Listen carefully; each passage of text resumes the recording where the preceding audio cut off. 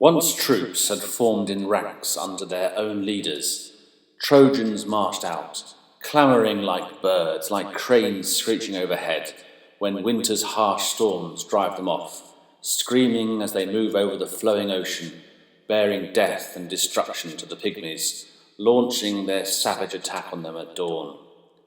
Achaeans came on in silence, breathing ferocity, determined to stand by each other in the fight.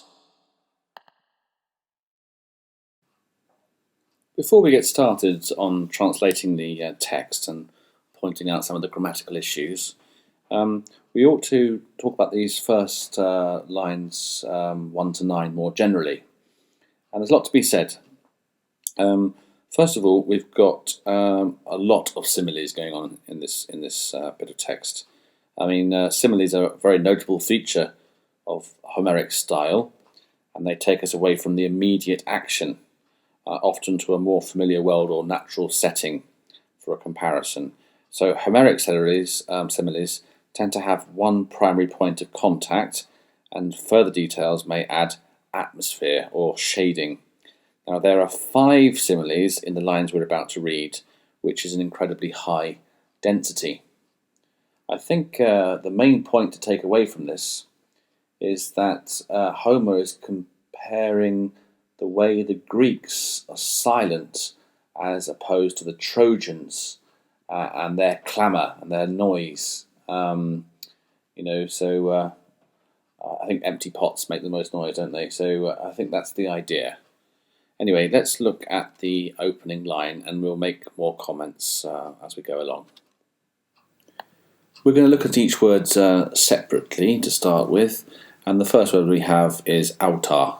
Aote means but or however, and we're followed there by epe, which you know means when or since. Okay, when here probably. Now the next word is probably the first one that might cause you a bit of bother, and that's the kosmethin. It's actually a aorist passive from the verb kosmeo. And the reason you don't recognise it probably is because it seems to be missing that thes in the middle to give the passive giveaway. So let me show you how I'd probably written that if we were doing our Attic Greek as we normally do. Okay, kosmethin is the same as ekosmethesan. Okay, which means to set in order. And you probably recognise it from the word cosmos, where things have been set in order. Space. Hammer with the dative when it means together with, and here you can see it's been elided, which is why we have ham and no alpha at the end of that. The next word, you do know, we've had ho hegemon, a leader. Hegemony in English, you might refer to that. And here we have a dative plural, hegemonesin. Okay, and that's also why we got this hekastoi, which is also in the plural, because it's referring to each side. Okay, so if you wanted to have a nice translation of that, then you might want to say something like, once troops had formed in ranks under their own leaders. Okay. So in the second line, we're about to be told that the Trojans are about to march out, and they're going to be compared in a simile. Now, before we get to that, though, we should just have a little look at the wider picture. Trojans. So we've got this word Troes for Trojans, and of course you need to know that they lived in Troy and in modern-day Turkey, and they seem to get only one name really, but the Greeks. The Achaeans here, they get many names, at least 3 in Book 3. And of course, Achaea is in the northern Peloponnese in Greece. Okay. So you'll notice the word after Troes is men. And we've got a men and a de. But the contrast isn't actually going to come until line 8. So we've got a lot of similes to get through until we actually get to the contrast. And I think the main theme here is going to be sort of loud noise and screams and cries of the Trojans as they march out, and their sort of attitude, and it's going to be compared not in a bad way to the attitude of the Greeks, who are much more disciplined, it seems. Now, the language and the ideas of the assembling of the two armies, it was also is also a topic in Book 2, and it's repeatedly invoked. So the noise of the Trojans appears in Book 2. If you compare like lines 803 to 810, and they are compared to clangorous birds, screeching birds. Okay, whereas the Achaeans, when they are marching, they're compared to mountain peaks which blaze with fire in Book 2, and they're shrouded in mist. They're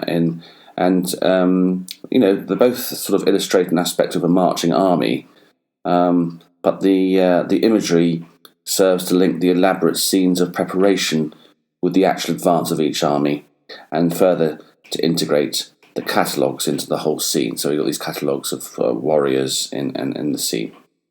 So we're about to start the first of our similes, which is to do with cranes. So let's actually have a look at the words then.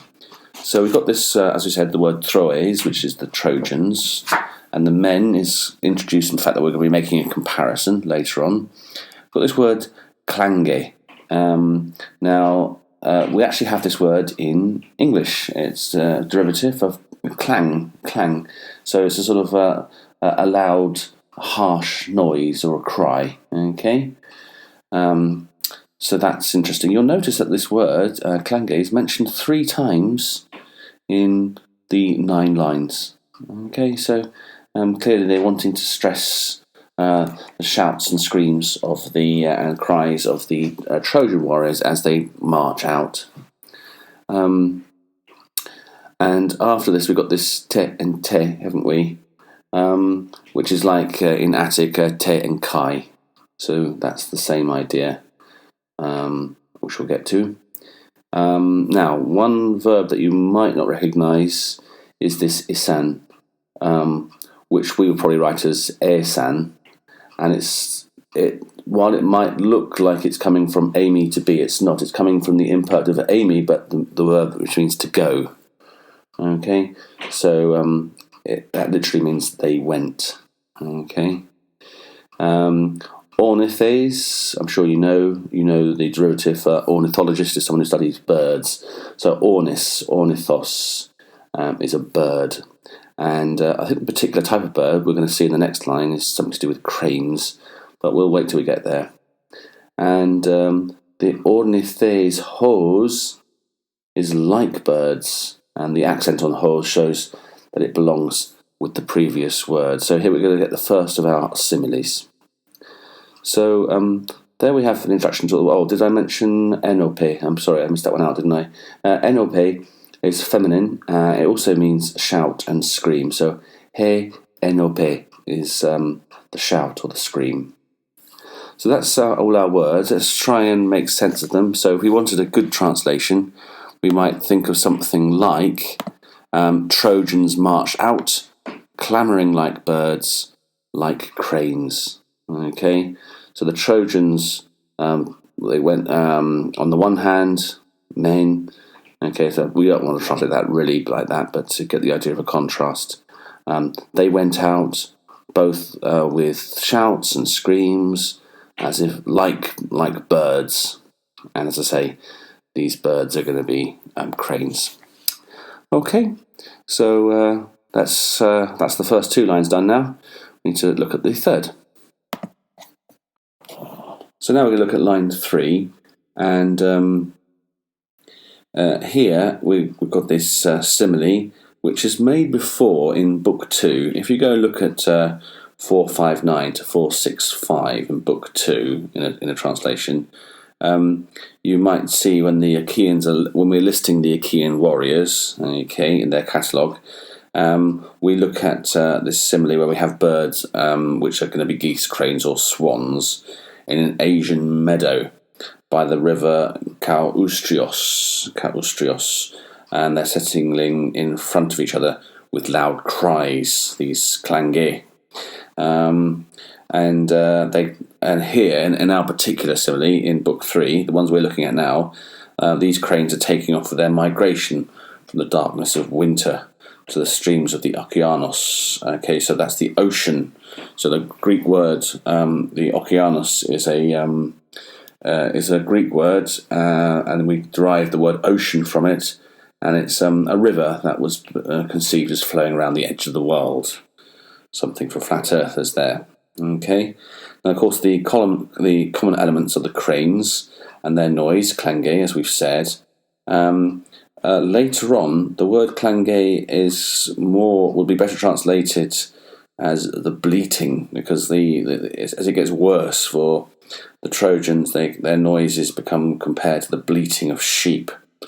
That's when the Greeks are really laying into them.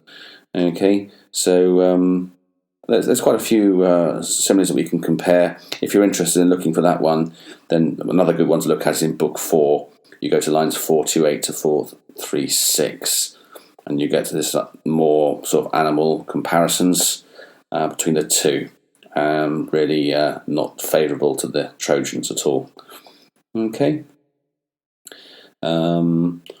I should also mention that in this line I've got an adverbial locative suffix the, which is quite nice, and it's used in a special way, probably to help with the meter. It's hexameter, but do you see it, the way it ends in pro? The word pro. So uranu pro is possible, but it doesn't happen here. The meaning, of course, is in front of heaven, and that is up in the air, with the vault of the sky as the background. So let's have a look at the particular word, shall we? We've got this first word, Aote. Now, do you see there's two dots above the upsilon, Aote, which is, I think the proper word for that is diaeresis, and these two dots, not an umlaut or something, okay? And it shows that the two vowels have to be pronounced separately. And it goes together. These Aote per means just as when, those two words together, okay? And the pair is giving emphasis to Aote. To Aote per, just as when. And then we have the word clange, which we've already talked about. Now, the word geranon is interesting because we do sort of have it in as a derivative in English. The flower geranium, which derives from geranos, there's another name for it in English. It's called the crane's bill. And, of course, we want a crane, so this is a good way of remembering the word geranos. Geranos is meaning a crane. Okay. We also, after that, we have a verb, pele, which comes from pelo, and it means to rise. So, rises. Okay. Now, we've got this uranothi, okay. Now, as we said, that's an adverbial locative. Quite a strange ending, isn't it? Not one we've come across in our ordinary Greek, which we do each week. And pro means ahead. So, as we said in the instructions, in the sky. So, if we want to have a nice translation of that, let's see, what did we say before? Well, we said, screeching overhead when winter's harsh storms drive them off. Well, that is not at all what I would like you to translate that as. So that's so much for that translation. I'm not going to go with that. Let's try and do it word by word then, shall we? So, Aote means just as when.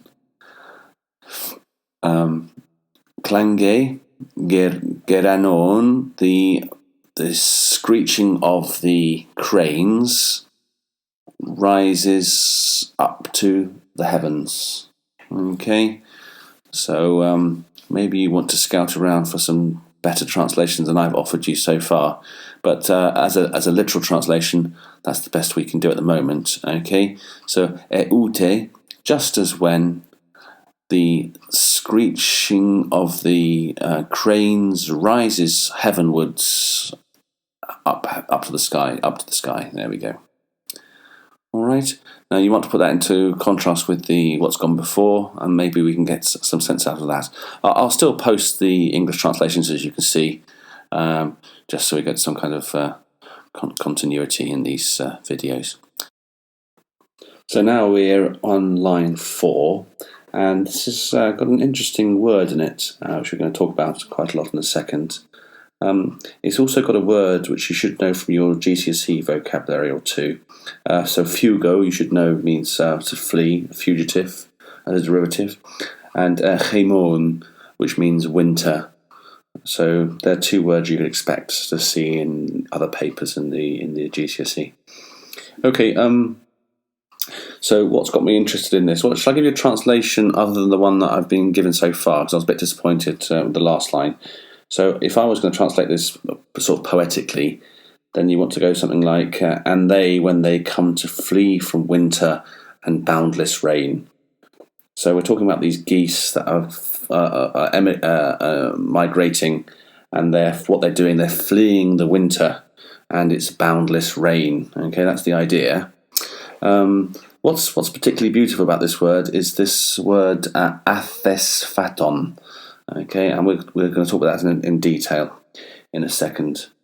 Right, so first of all, let's deal with this this word in the nominative, the hai. And so this hai te epe un fugon. So when they flee, that's probably how you want to translate that. When they flee, and I wouldn't even bother with the translating the un. It's best. I know you know it means therefore, but it's best untranslated here. If you really want to translate it, then you want to have something like then, in that case, something like that. Okay. The te in this phrase, hai te epe un, it indicates a generalization. And the fugon, which we would probably write as effugon if we were writing Attic prose, okay, this is something known as a nomic aorist, and that's used for generalizations. So we're talking about that in general when these the cranes are migrating in the winter, they're trying to escape the horrors of winter and its incessant rain. Now let's get to my favourite bit. This word. Asthesphatos, okay, which means inexpressibly great, huge, endless, immense, infinite, sort of that sort of idea. And the reason I like it is, and by the way, that this word also appears in the Odyssey in Book 11, verse 61, I think. Okay. Because it's got a couple of things going for it as far as I can see. First of all, it conveys something of the bird's horror of winter, and that's what we call hendiadys in if we're analysing it in English. So that's nice, and it literally means, if we break the word up, athesphatos means not decreed by the gods, so unnatural or immense. Okay, that's the idea. So a couple of things going there, and of course that last word, which is masculine, umbros, which means rain. Okay, so let's have a look. Let's go word by word through that again, just to make sure we got that. But it's quite some interesting things in there. So the first word we said was this sort of phrase, haite, which is in the nominative. Haite epe un fugon, when they flee, winter and its incessant, unnatural rain. So let's talk now about line 5 and 6, I think. We've got to talk about this war between the cranes and the pygmies. So pygmy is literally like a fist-like man from the Greek. And of course you can think of perhaps compared to Latin or, and pugnacious, things like that. Now, this war between the cranes and the pygmies are not referred to by Homer in any other place in the Iliad or the Odyssey, but we can understand that it's a bit of a popular theme later on.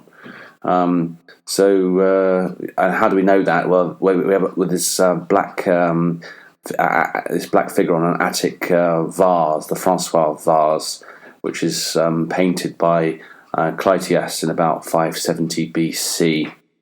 And there's at least 3 or 4 other black figure pots that are extant. Herodotus, he also alludes to a pygmy-like cult statue in Upper Egypt, and he even writes about having heard of little men in the heart of Africa. And also this idea of pygmies may have been based on fact, because certainly as far as Aristotle thought, that they lived in caves. And this is a bit of a strange idea for us, isn't it? This strange idea of a war between cranes, and it's perhaps derived from a lost Egyptian folk tale. We simply don't know. Some classicists, I think Wilcock in particular, might be believe that the birds flying in formation could have had something to do with envisaging them as an army, which is certainly could be the case, couldn't it?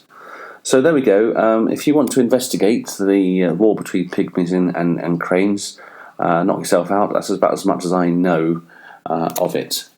Okay, so let's have a look at the words now. So we've got this clangé yet again. Well, we know about that. It looks like it's in the dative.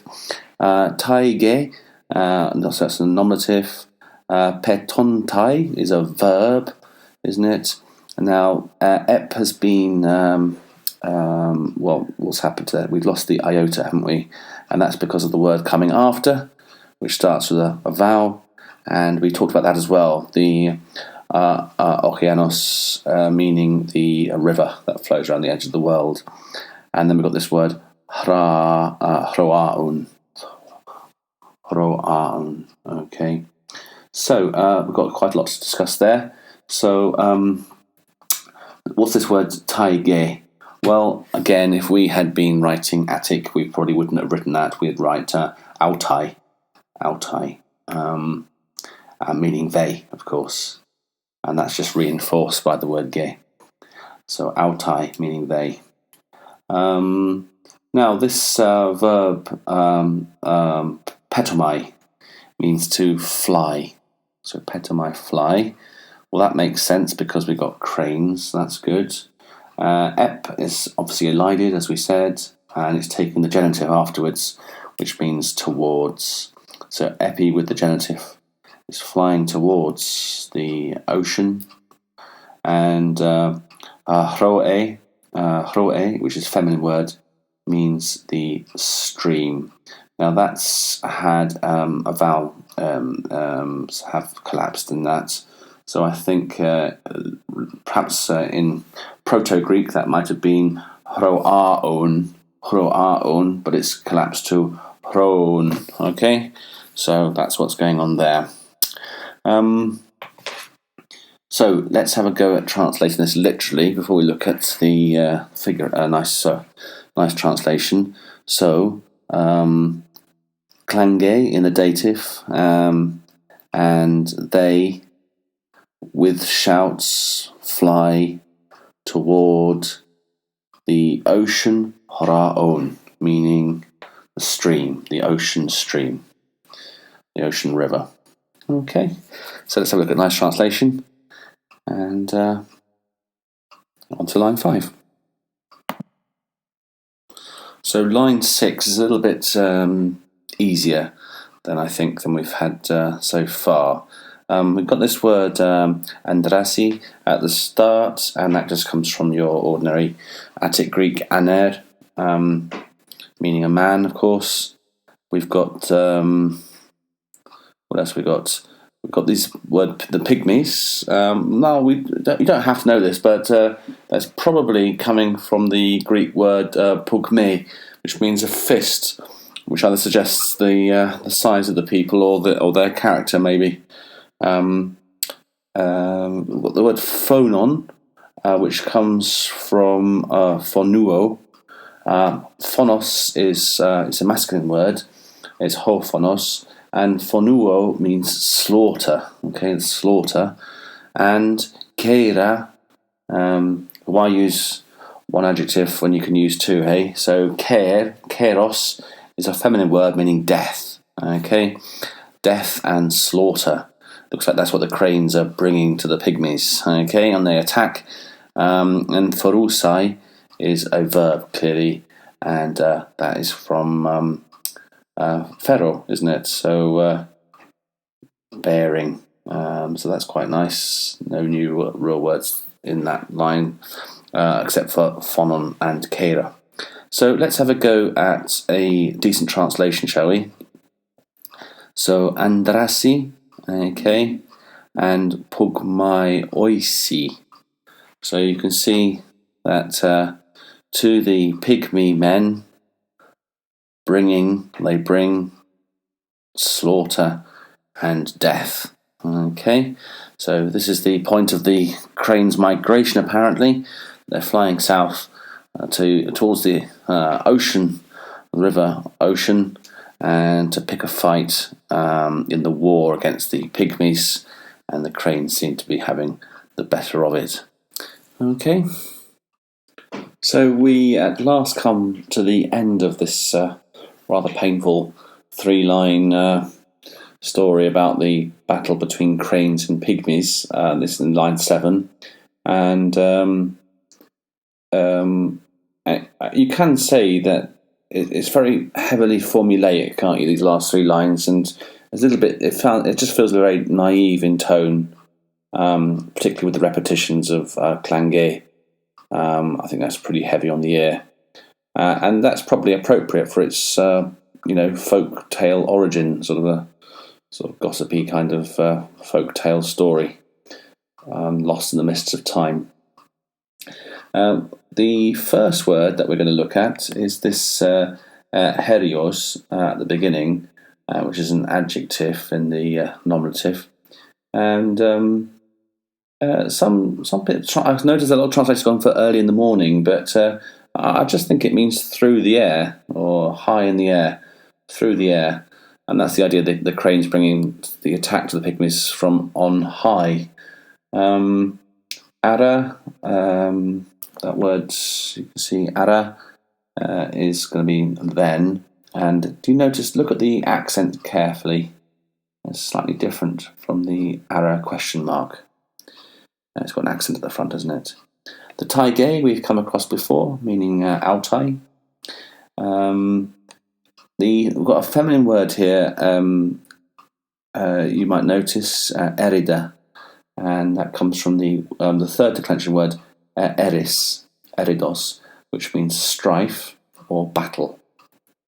And then we have a nice verb, a nice middle verb, proferontai, which comes from pro plus ferro, bring on or start. So let's have a go at translating that, shall we? So we've got bringing on through the air, then their evil war or their strife, their mischief. Okay, I think being the idea. But again, let's have a look at what other people have done to see how good a translation that is. So for these lines 8 and 9, we see that the Achaean silence is very much in opposition to the Trojans and their allies' clamour. Okay, so if you look in Book 4, for example, around 428 to 436, we see that the Achaean commanders just give the barest essential orders, and the rest advance in complete silence. Here, in our lines 8 and 9, the silence indicates discipline and resolve, as well as unity of language, in contrast with the Trojans. And the Trojans have had their hostile cranes to symbolise their martial spirit, and perhaps their bizarreness and foreignness too. The Achaeans simply have this plain and factual statement of their calm determination. And we've got a lovely phrase in here which means to come to each other's help, and we don't really get it anywhere else in Homer.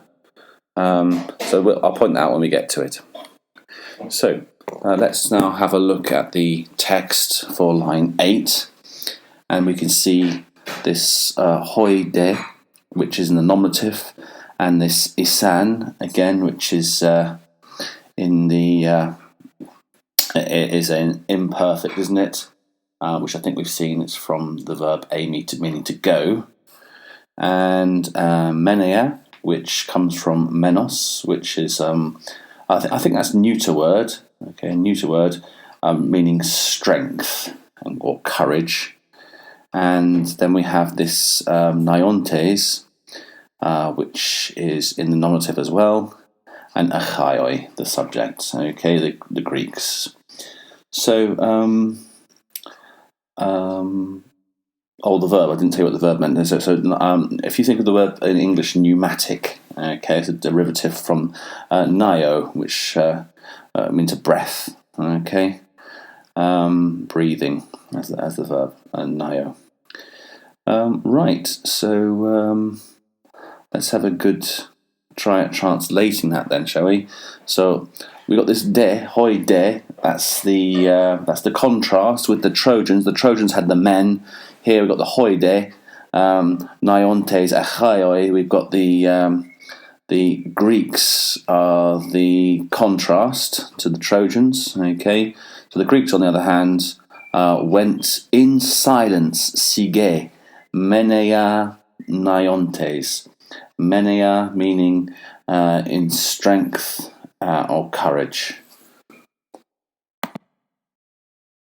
Okay, so you can rejoice now because we've probably come to the last bit of the this particular section, 1 to 9, and nearly there. Okay, so let's look at the this interesting phrase I told you about, coming to each other's help. So allelous comes from allos, doesn't it? Each other, and alexo plus the dative is the same as the verb boetheo, to help, come to the aid of. So alexemen is an infinitive form. It's a Homeric infinitive form, and not one that we would normally see in Attic Greek. Okay, so I quite like that little phrase, and as I say, it's unique to this bit, book 3. And it sort of shows the resolve, doesn't it? These soldiers are fighting for each other, so therefore they're going to be successful, aren't they? Thumos, ho, heart, mind, and spirit. Thumos, that's a masculine word, and it can be the mind or the spirit. So it can refer either to the seat of emotion or the seat of reason in the. And remember, there was no idea that your brain was where your reason comes from. That your heart governed both emotions and reason. What about this mematos? Memautes. Sorry. So that's a perfect participle, and I think it comes from mao, and that's eager. So that's the words. Let's have a little look at the text. Okay, so we've got enthumo, so in their hearts or minds, in their hearts. Memaute, sorry, excuse my pronunciation. Okay, we've got that's in the nominative. Okay, so that's our subject. In their hearts. Okay, they were eager to come to the aid of each other. Okay, so these are tough people. They're going to be, you can just tell they're going to be successful, can't you, in this sort of build-up. Righty-ho.